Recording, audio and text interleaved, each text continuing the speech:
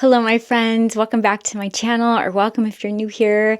It is so good to connect with you. And in this video, I'm going to be sharing with you about my greatest pair of inner opposites, my greatest inner paradox or inner cross currents that I have been working incredibly hard on this year to integrate and develop a new relationship with. I just want to start documenting more of my integration journey on here. I think that there's a lot that can be harvested from these journeys. And if you're interested in the psychology of Carl Jung or depth psychology, I'm also going to be sharing some of the core concepts that he discovered and brought to this world for us. So if this resonates with you, I hope you stick around and let's dive in.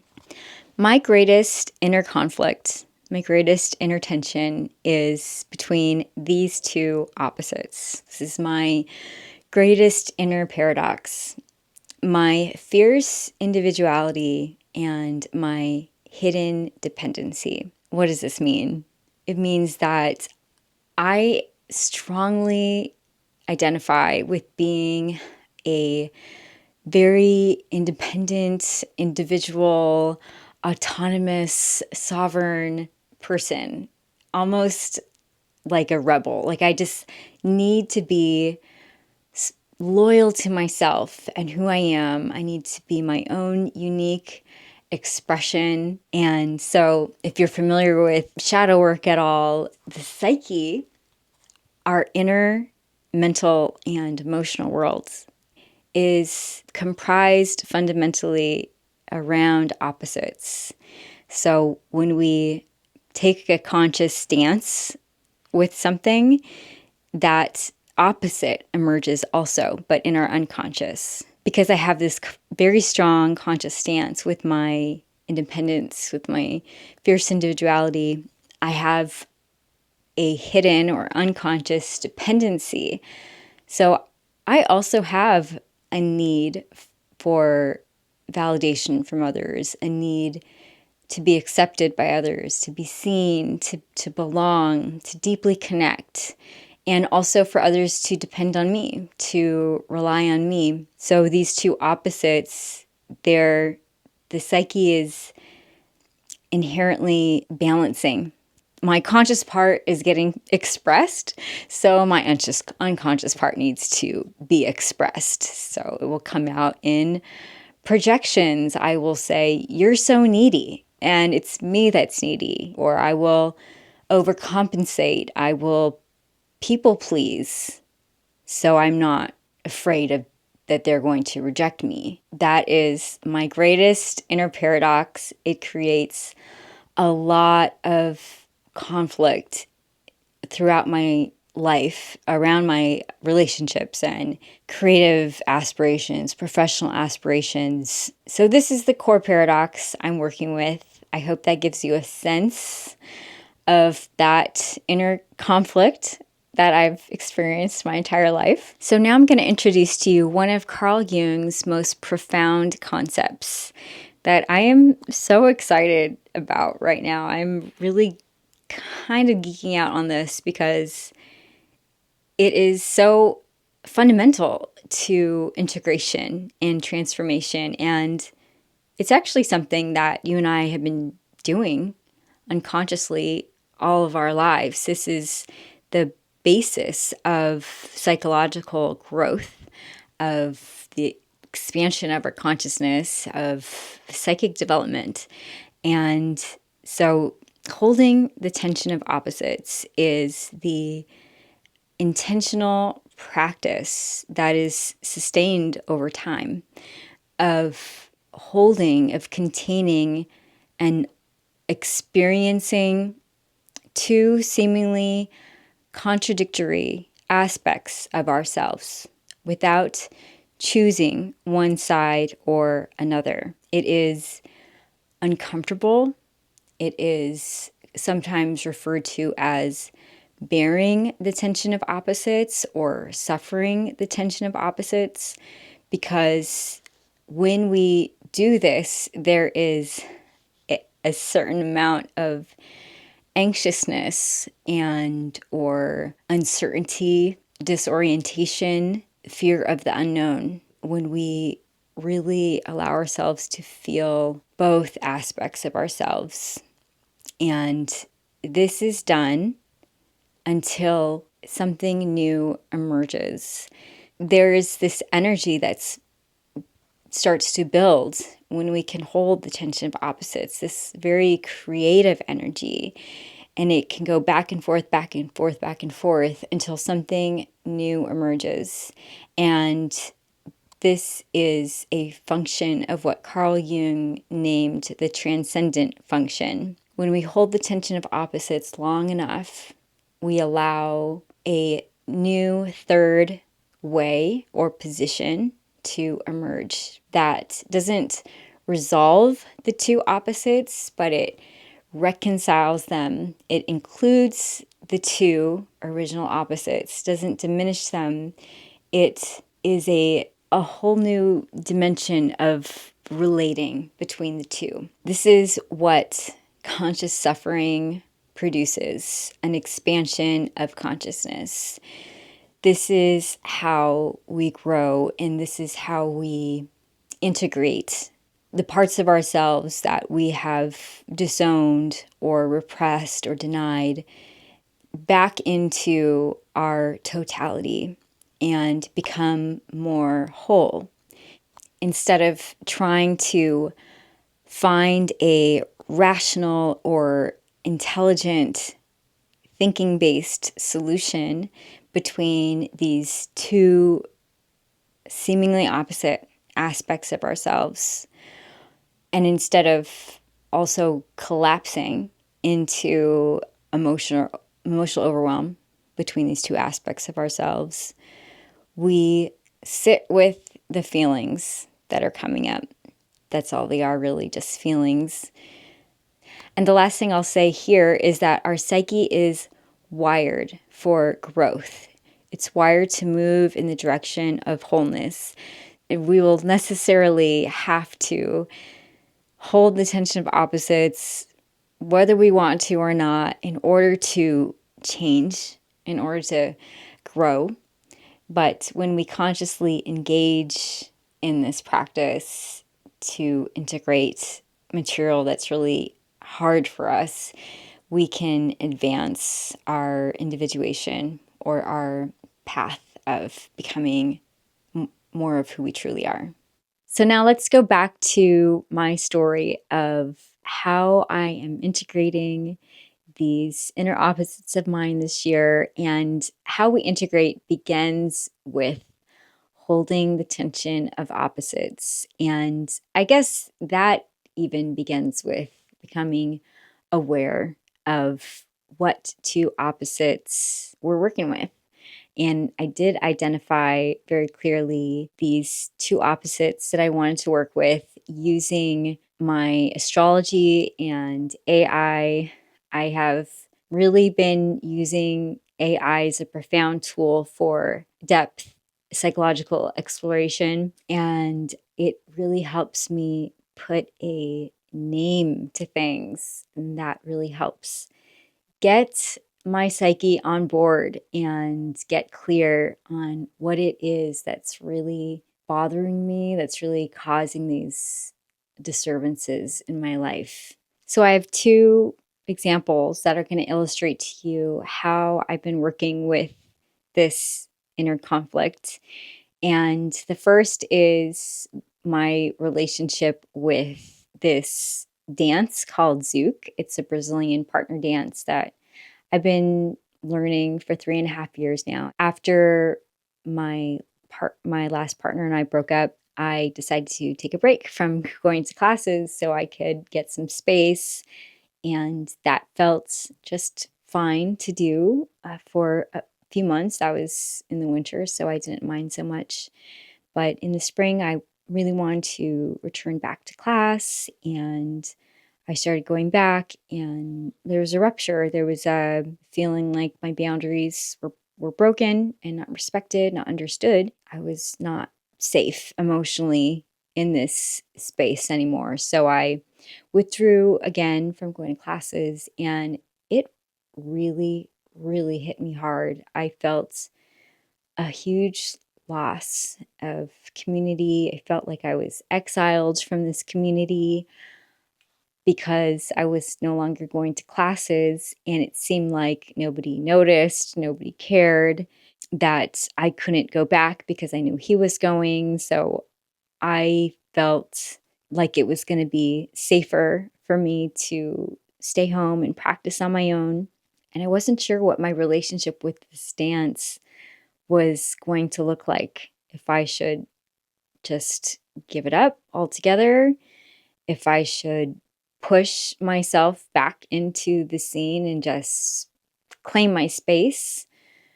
I had this need for individual safety and comfort in the class, and also I had this need that I was aware of now to belong, for community, to connect, to dance with others and be in this relationship with other partners that I'm dancing with. I decided to continue practicing the dance on my own at home. I have a dance space in my house, and I got a bunch of private dance lessons throughout the spring and summer, all the while not feeling like that was wholly fulfilling, because I knew I wasn't getting that same connection that I was getting in the classes, and that it just didn't feel right also to go to classes and compromise my individuality and my personal comfort. So I had to really be with that discomfort for quite a while. Like, I'm practicing a partner dance with nobody, and I don't know for how long this is going to last. And when things did finally turn a corner between me and my ex, and I started going back to classes, it felt amazing.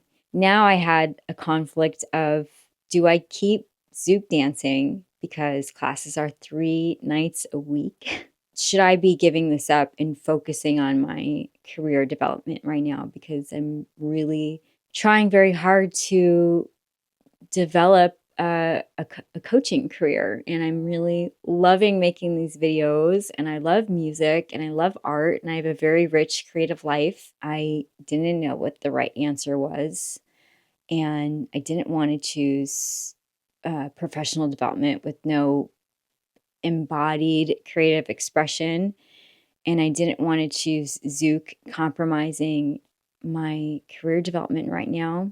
And so I had to bear the tension of opposites there as well, continuing to go to classes, work as hard as possible, and see what emerged. The second example of how I've been working with my greatest inner tension is when it comes to creative expression. And that means here making these videos for you for my YouTube channel, and also writing and sharing online on my social media my thoughts and feelings and ideas more. I have really been feeling that this is the area that I really need to work on to develop professionally this year, is in the social arena, public arena. And it's been really hard for me. I've been coming up against a lot of creative blocks, and that is because I've become a problem to myself. That's what happens when we're just experiencing our own inner conflicts. And so I'll make a video. I will put a lot of effort into it, and I will spend days trying to get the script just right after days of research, and then try and record off of a script and not getting the response that I want, not getting the interaction that I want. It's been hard. I feel like I'm being authentic and I don't want to compromise who I am, yet I'm also experiencing the need for more dependency on others. I'm experiencing my needs to be validated by others, for feedback, for approval, for reassurance to shape what I share here. The artist cannot create by themselves. The artist needs others to inform the art. It's not so fun to create by myself. So I'm sitting with this discomfort throughout this year. And while bearing the tension of these two opposite aspects of myself, just allowing myself to put imperfect art out there. I'm working a lot on my perfectionism in my creative life because I have this fear of being rejected or being criticized, and also this need to be true to myself. So, what that does is that just makes me hide, essentially. So, yeah, I've really been practicing this year in sitting with my internal conflict around my art blockages. I want to share with you some tools that I use to facilitate this integration that you can use too. So I journal a lot. I also do dream work. I work with my dreams. I often wake up remembering a dream or two. I use AI. I use Claude. I love Claude, and I'll just put in everything I can remember and ask it to interpret my dream. And it is so incredible what it comes up with. I say, this is what happened the day before, and I will sometimes give it information on what a symbol is to me, and it will rework the interpretation. Most of the times, our dreams are disclosing our inner tensions, are disclosing parts of ourselves that have been split off from us and that want to be brought into the folds of our consciousness. So, dreams can allude to what we're working with, and they can shift once you've integrated and transformed whatever it is that you have been working with. I also work with the tarot cards I got really into this year. It's such a powerful tool because it relativizes the ego. When we pull cards based on a question that the ego has, the ego kind of has to step back and see what the cards have to say. And the cards represent a larger part of ourselves than the ego. The cards are representing our psyche, our unconscious contents as well. So we can get a lot of information based on what the cards say, and you can use AI for that too.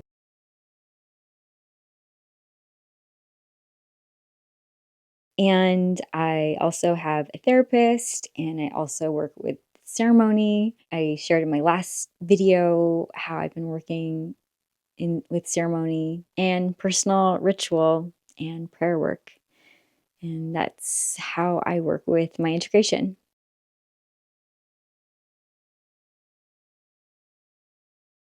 Now, before I share with you what has emerged for me from all of this psychological work this year, I want to share about the symbol. So, when Carl Jung discovered the concept of the transcendent function, he wasn't inventing something new. He was actually naming something that already inherently existed, an inherent capability of our psyche. So he found that when one holds the tension of opposites long enough, the transcendent function will emerge to produce a symbol. So our psyche will produce a symbol for us that encapsulates both opposites, that encapsulates the paradox of what we are contending in a way that nothing else can. Only a symbol can contain a paradox so perfectly. A symbol is something that we will recognize, will feel a visceral aha, that's it. Now I can do the thing. I couldn't do it before. I didn't see it as being possible for me before. The symbol can be an image, it can be a phrase, it can be a melody, it can be an idea, it can be a movement. With the Zouk dance, Zouk has actually become a symbol for me. I was talking to AI and I was really trying to figure out a way to get my priorities super clear and dialed in. So I put into this chat all the things that are important to me in my life, all the things that I really would like to accomplish. And it gives to me my priorities and a plan and breaks it down like it does, you know? And I realize I haven't put Zouk dance in there. And there's a part of me that doesn't think I have the space for it, given how much I want to get done. I decide to put it in. So I tell it, actually, I really love to dance. I have this partner dance that I've been learning for the last 3.5 years. And there's classes Mondays, Wednesdays, and Fridays, and brings me a lot of joy and connection with others. And it's a good community for me to be a part of. And it is great exercise for me, and it brings me a lot of joy. And it tells me, why don't you make Zouk dance an integral part of your life, your embodiment practice? You're studying to be a Jungian coach, and it seems like this is a deeply integrative practice for you, as it allows you to be your individual self while in deep connection with others. And I just wanted to, I couldn't believe it. It was such a big aha. That was the symbol for me. That's how you know something's emerged for you, is that it just feels like a big smack on the forehead. What? How could I have never thought of that before? Just so you know, AI is fair game for producing a symbol for you. The integration of the symbol is the work. The integration is the work, and the symbol is the beginning of real integration of these two opposites. The psyche will use whatever means possible to get your attention, to grow. The unconscious will use whatever means possible. So it could be a friend drops a suggestion in front of you, and that's it. Or it could be a dream that drops a symbol into your consciousness. It could be anything, but AI is definitely a medium that your unconscious can dialogue with you. I took this symbol and I have been running with it, and it feels so good. It feels so right that I've now given myself permission to embrace Zouk dance as part of my embodiment practice, as part of my integration practice. It allows me to practice belonging, to practice community, to practice healthy boundaries, secure attachment. I could do a whole video on Zouk dance and how it's such a healing space for developing earned secure attachment. And what's emerged for me around my YouTube videos and online expression is this concept of the fellow traveler. And AI also helped me with this. I want to be vulnerable, I want to be intimate in my sharing, but I want to also honor the wisdom that I'm bringing to this, my life experience, my knowledge. And it helped me come up with this fellow traveler framework where I am just alongside you on this road that we're both on, of individuation, of psychological growth and spiritual growth, that is. And I am learning alongside you. I'm sharing from the messy middle. I'm human just like you, part of the collective going through this massive journey of transformation. And I don't have to have it all perfect or right, or it just gave me so much permission to be ordinary and to share from that place, owning the shadow of I'm still figuring it out. I don't have it perfect yet. I don't have it right yet. I'm not finished. It just has allowed me to integrate these opposing aspects of myself where I can be uniquely ordinary, my uniquely ordinary I'm self, and not fear being judged because I'm saying exactly that I'm figuring it out. It's helping me so much. I'm sharing more frequently.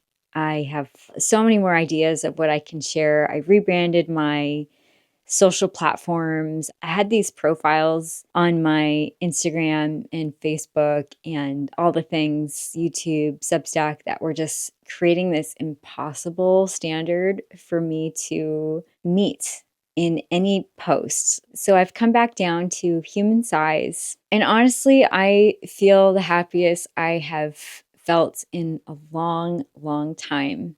I think it's probably all the dancing and all of the connection that I've been getting into my life with full permission that is just so important for my life, my professional life, my creative life, my individual life, all of it. It's really been such a game changer to have these two new symbols. The Zouk dance, I'm calling it as a symbol because I go to class and I'm honoring both sides of myself, and the fellow traveler as a symbol of sharing from exactly where I'm at, sharing as a companion. I'm a companion alongside you. And as a Jungian coach, coaches are equals. Coaches see themselves as equals to the client. So it's just so perfect for me to relate to any of my friends on any of my platforms as an equal, not try to be the expert. I feel really good. I feel like I'm harvesting a year of really hard work, and I'm super grateful. And I'm also really aware that I am still integrating these things. I'm integrating with these symbols. This is just the beginning of my integration journey. It continues. And I'm using these symbols as a direction to follow. And I know that eventually I won't need the symbols anymore because integration will have been complete.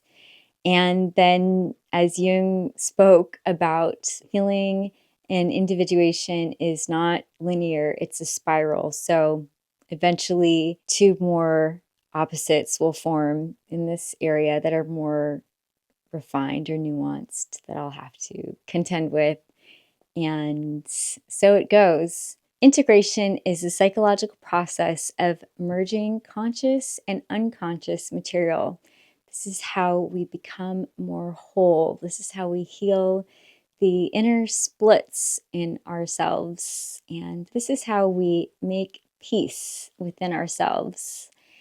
Each time we complete an integration, we become a more mature, balanced, and complex version of ourselves. So this is how we grow, and this is the beginning of integration, learning to hold the tension of opposites. Learning to hold the tension of opposites actually is a creative force in our lives. And your core tension is also the engine of growth in your life. The point is not to make it go away, but to develop a new relationship to it.